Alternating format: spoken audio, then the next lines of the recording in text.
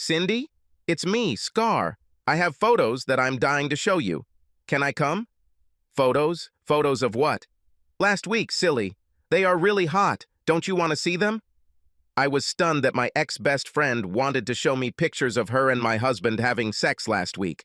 I thought that perhaps she felt guilty and wanted to provide me with evidence for my divorce. Of course, she wouldn't want to just show it. I was too stunned to say anything other than, "Of course, come." Will Breck be there? No, he isn't here now. Fine. And then there are some photos I don't want him to see and things I don't want him to hear. See you in a second. I was still in a daze when I straightened up a little before Scarlett approached. She asked for wine instead of coffee, even though it was Saturday morning. The first thing I noticed was her tan.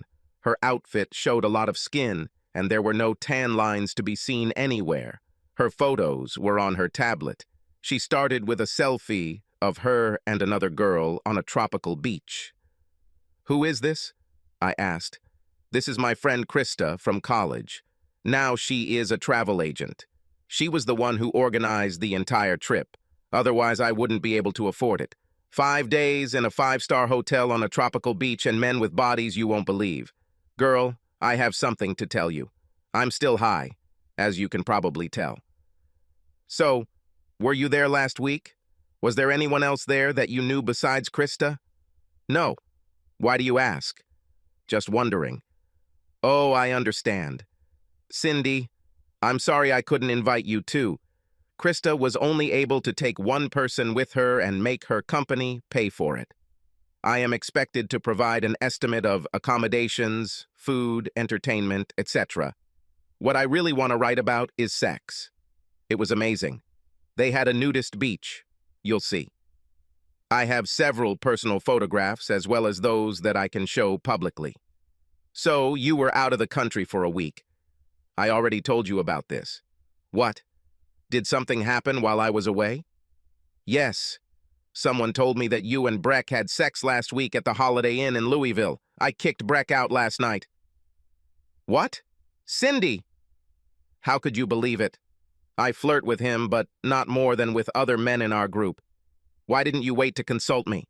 Damn, you better kiss his ass real quick, girl. There are plenty of women who would pounce on him if he were available. Now that I think about it, it offends me that you think I can do this. I am going back home. She quickly left because she started crying. I felt dizzy. Damn, damn, damn. I really screwed up. That asshole George set me up. Damn him. I have to call Breck right away and get everything straightened out. I'm listening. The voice sounded as if he was both angry and depressed. Breck, honey, I just wanted you to know that I have forgiven you and want you to come home. Forgive me? What the hell have I done that I need your forgiveness? Well, I think I may have been a little hasty with what I accused you of, and I thought it would be good if we started over. All over again. You have the nerve.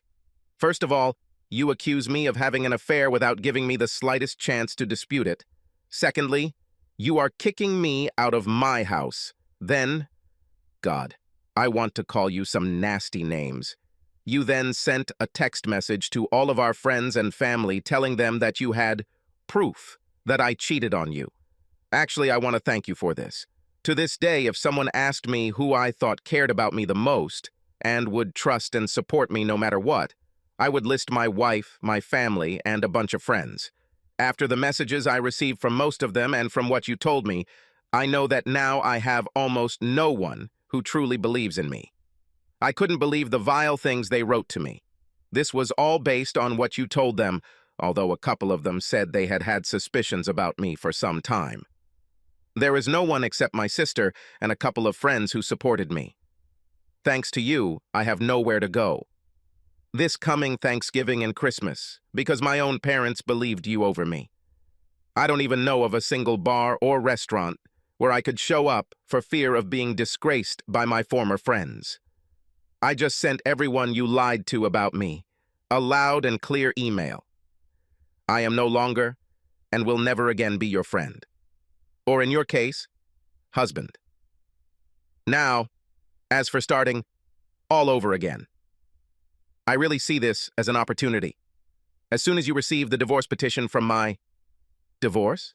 Honey, there's no need for divorce. As I said, as soon as you receive the divorce papers from my lawyer, sign them. This is a simple 50-50 division of all assets. Once the divorce is finalized, we can both start over. Each of us has to start our own new life. By this time, I was already crying. Breck, I made a big mistake. Please let me make amends. I love you so much. Your words are just words. Your actions prove that your so-called love was paper thin. I'm not sure what evidence you thought you had about me cheating, but it was able to destroy any pretense of love you had in record time. You may have had some love for me, but you had no trust. Some things that are broken can be easily fixed, but trust does not apply to them. I don't know if I can ever trust you again.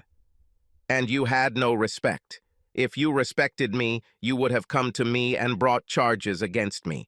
So you had some love, but no trust and respect. This doesn't seem like a solid foundation for marriage to me. Please contact me only through my lawyer from now on. He hung up. Why did I believe so quickly? That bastard Georgia got me drunk and convinced me that he saw Breck and Scarlett go into a motel room and kiss the whole way. With all the flirting that Scarlett showed, it was easy for me to believe it. That son of a bitch, George. Fixing the error. This is what I need to think about. I quickly jotted down a text to counter the original text I had sent. I admitted that I was wrong and judged Breck too quickly. I asked everyone to ignore what I sent. I promised to apologize to Breck. I was foolishly hoping that this would help. All that helped was everyone being angry at me for ruining their relationship with Breck. Now I was on their collective shit list. I tried to call Breck again. The message went to voicemail. I sent him a message. It remained unread. I sent him an email. It was also unread. I continued my efforts until I received messages that the phone number and email address were no longer in service. I found out which motel he was staying at by calling the front desk of nearby motels. After one phone call to his number, consisting of his hello and my Breck, don't hang up, he hung up. Subsequent calls went unanswered. I arrived at the motel to find out that he had checked out. I called him at work. His secretary and I had a good relationship. As soon as I called, she asked, "Cindy, what's going on?" He came this morning as if he was going to war. He told me he doesn't accept any calls from you. Ashley, I made a big mistake. We had a fight. I made him leave. So I tried to apologize, but he wouldn't let me. I just need to talk to him. I can't believe that two people who love each other so much can't figure it out. I'll tell you what. I'll work on him to try to get him to listen to you. I'll call you back. I finally had some hope. I didn't just sit back and wait. I was unable to. I was too busy receiving angry calls and texts from family and friends. The worst came from his mother. I can't believe we thought you were telling the truth when you said you had proof he cheated. We loved you like a daughter. Now we may have lost our only son. I hope there is a special place in hell for you. I may be risking my own salvation by saying this, but that's how I feel. When the day ended and Ashley still hadn't called, I called her back. She whispered, "I tried to talk to him. He bit my head off. He told me that if I mentioned your name again, he would fire me. I could barely keep him from putting the reprimand on my personal file. Please don't call here again." I was sitting at home a week after Scarlett's visit. There was a knock on the door. I looked back and saw a familiar brown truck and a young man in a brown uniform. He had a bag and a large notebook. "I have a package for Cindy Barnes." "Yes, Cindy Barnes. I need you to sign for this, but the rules say I need to see some form of identification to prove you are who you say you are." "Sorry, but these are the rules." I went to get my purse and showed him my driver's license. After signing for the parcel, I heard the man say, "You have been served." He cheerfully walked up to the truck, took off the UPS magnetic sign, and laughed. I swear I heard him say, "I fool them every time." The situation was getting out of control. I should have done something else. I bought a full-page ad in the local newspaper admitting my false accusation and offering as sincere an apology as I could. I begged Breck for forgiveness. I sent flowers to his office. I bought billboards of me begging for his forgiveness after admitting it was my fault. I wasn't sure what effect my efforts would have. Then I started receiving condolence messages and emails from former friends and a lot of strangers. Apparently, I wasn't the only one who falsely accused my spouse and suffered the consequences. Out of the blue, Breck called. I surrender to Cindy. Stop the advertising campaign. It seems like you won't calm down until I sit down and talk to you. When can I come? It took me a while to gather my courage to answer. How about tomorrow evening at 6 Wow? Would you like to have dinner? Why don't I bring our favorite Thai dishes from the Smiling Elephant? Thai chicken with shrimp, right? However, the severity is third level, not the level of lava heat you like. If your eyes don't water, if there's no sweat on your forehead, and if your nose doesn't run, it's not very good Thai food. He grinned. I couldn't believe it. He called. His voice was happy. He will come. Shit. I had to prepare. I may only have one chance to save our marriage. It was the longest 24 hours I've ever spent. I put on what I hoped was Breck's favorite dress. I ordered wine for dinner. Finally, he arrived at 6:02, the longest 2 minutes in history. My body literally jumped in fright when the doorbell rang. I flew to the door. It was Breck. I was going to chide him for thinking he should ring the bell, but I wanted to keep it positive. We complimented each other on the way we looked. Most importantly, he smiled. He put the food on the table while I poured the wine. We ate our food while talking. I was surprised that I was so hungry, but we both really loved Thai food. The hot meal made us drink more wine than usual. More wine than usual helped clear the air. I decided to get to the heart of the matter. Breck, I was wrong. I think I didn't believe that someone as wonderful as you could truly love someone as flawed as me. I really missed you while you were on your business trip. When they told me you were seen entering the hotel room with Scarlett, I lost my temper. Too much alcohol didn't help, I'm afraid. I remembered how jealous I was when I saw Scarlett flirt with you. I forgot how she flirted with everyone, and she was my best friend. She wouldn't betray me. Most importantly, you wouldn't betray me. My greatest wish is that you give me a chance to atone for my mistake. Do we have a chance? Cindy, I hate to think what my blood pressure was like in the first weeks after you accused me of adultery. It took quite a long time to calm down. Your campaign to get me to forgive you and believe that you are sorry has honestly had some effect. If you can show me that I can trust you, that damn doorbell, what a lousy time. He called and called. I'll get rid of whoever it is. Do not move. I ran to the door. As I started to open the door, George burst in. Did he hurt you? Let me look at this bastard. I screamed, What the hell are you doing here, George? Get out. My husband and I are having an important conversation. Leave, now. I thought you were done with that traitor. What lies did he use to win your heart back? I'm the one you need. You told me this yourself. George, no matter what I said or did, I was drunk. I beg you, please leave before I call the police. Look, I know I lied about his affair with Scarlett, but he has other girls. I'm sure of it. What we had that night was special. We can build a new life on this. Breck spoke. You're the one who told Cindy I was having an affair? You bastard. What kind of special night are you talking about? I screamed, Don't say that, George. Please. George didn't follow instructions. He grinned as he said, Our special night included intense lovemaking. It didn't take much effort to convince her to give herself to me. She wanted it, loser. Breck took a couple of steps towards George. George stepped towards Breck and swung first. His first seemed to bounce off Breck's chin. Breck's fist broke George's nose and knocked him to the floor. Since George seemed the most injured, I rushed to him. This made Breck even more furious. I stood up to say something to Breck and he hit me. I fell. I never, ever expected my husband to hit me. This was completely out of character.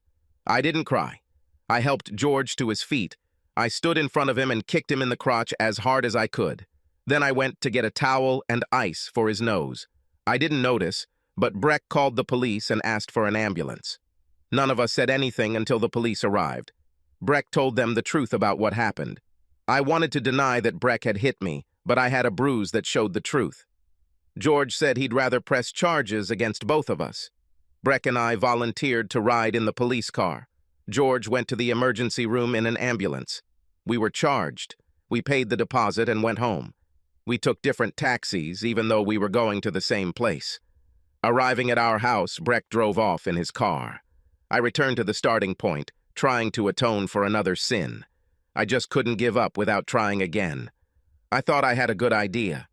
One day I showed up at Breck's workplace with about 50 friends and relatives who were also hoping to make amends. Some had signs apologizing or asking for forgiveness. I was hoping the quantity would make a difference. "Can I help you?" Ashley's greeting was brief but professional. "Yes, we'd like to see Breck Barnes, please." To my horror, she said, "Sorry, he doesn't work here anymore. Is there anyone else who can help you?" Afraid to recover from the shock, I replied, "You can direct us to someone who knows where to find him. I am not allowed to disclose such information." "I'll call Mr. Elliott." Mr. Elliott came out to meet us. He was not happy to see us. "So, this is a brigade of traitors? You bastards and bitches cost me one of my best employees. He left to get away from you. He needed to start over in a new place. If you want us to help you find it, eat crap. Now get out of here before I call security." We left. I turned to Ashley one last time. She shrugged as if to say, "I don't know." I called all the offices listed in Breck's annual report. Everyone reported that no one named Breck Barnes worked there. He either went to work for competitors, working under a contract rather than as an employee, or changed his profession. He took half of our property and left me the house as stated in the divorce papers. I signed and our divorce was final a few months later. I was thinking about using some of my money to hire a private investigator to find him. I waited, hoping that I could come up with something that would make him forgive me and believe that he could trust me. I never thought about anything other than, I promise not to do again what I promised never to do before. Not very convincing. It wasn't easy to afford to stay in the house Breck and I shared, but I couldn't bring myself to leave. I wanted him to be able to find me, just in case. I didn't have to wait long. I received an email from Scarlett. She wrote, "I'm sorry I haven't contacted you since we had an argument at your house a few months ago. I was very angry that you didn't trust me, your best friend. To think that I could commit adultery with your husband. Anyway, one day I received an email from Breck after he moved. He apologized because one of your friends got me involved in a plot to hurt him. He said that this was also unfair to me. It was so sweet. My heart just melted. Well, we started corresponding. He opened his heart to me. Finally, he invited me to visit him. As soon as we saw each other, we both knew that we were meant to be together. I am now Mrs. Scarlett Barnes, and I couldn't be happier. I can't believe you didn't trust him. Well, please thank that George guy for including me in his plot to seduce you. I would say, no offense, but that would be a lie. I will send a photo of the baby when he is born in 6 months. I was ready to move out of the house right now. Please like and subscribe to the channel and you will never be cheated on.